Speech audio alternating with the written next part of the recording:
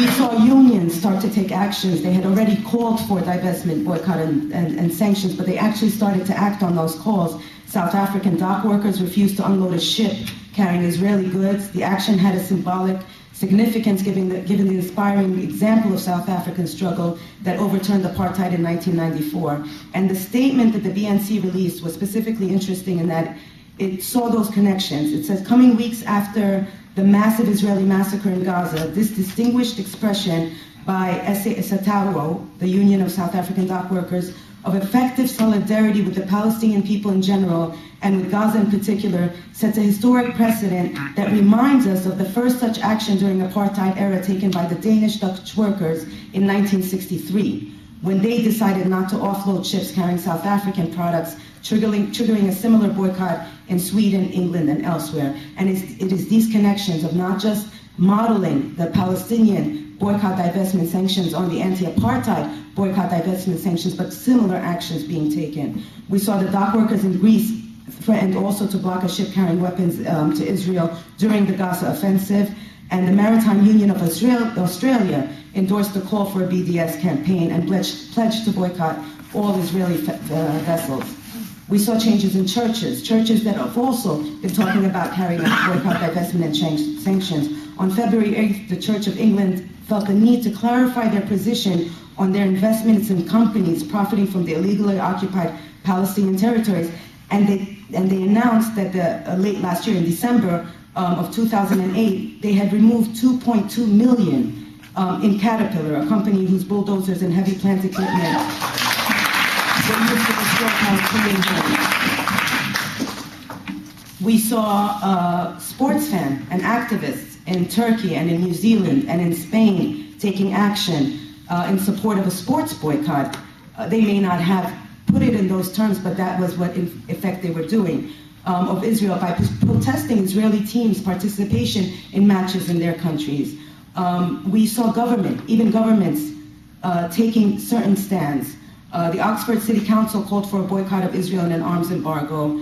Veolia, which is a French company that targeted by numerous BDS campaigns because it's building a railway in Jerusalem that's going to on occupied Palestinian territories that's for the exclusive use of Israeli settlers.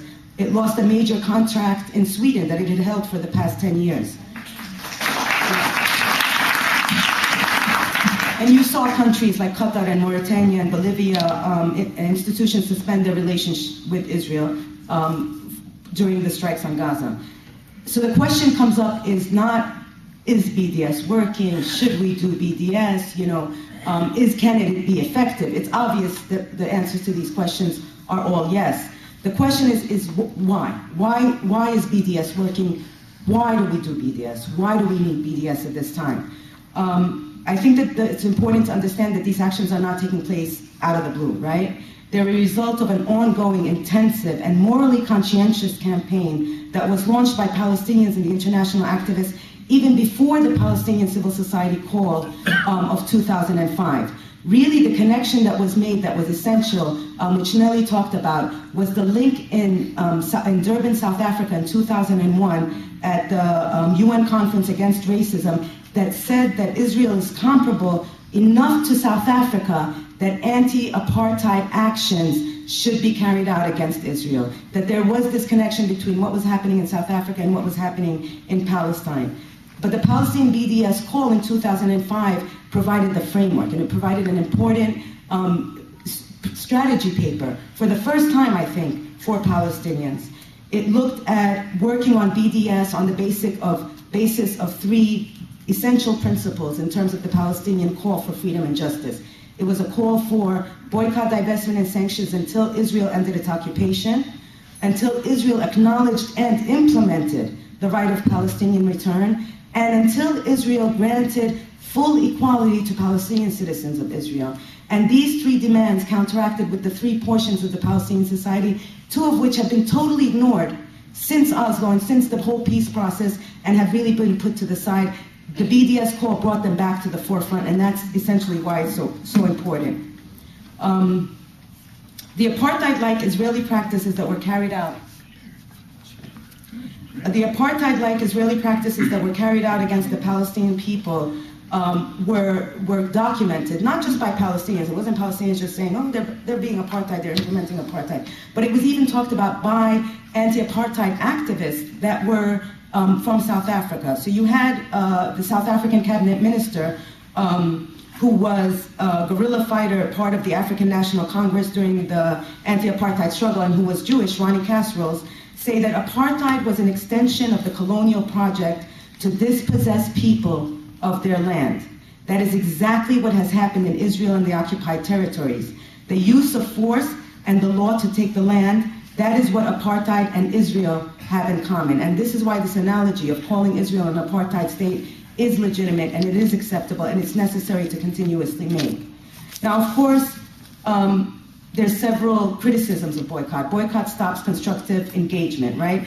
Especially calls for academic and cultural boycott. We had recently, on Thursday, we carried out an action in front of the Betsheva Israeli Dance Company, and a number of the, journalists that were there were asking us, and the people that were entering, why are you calling for a boycott of a cultural institution?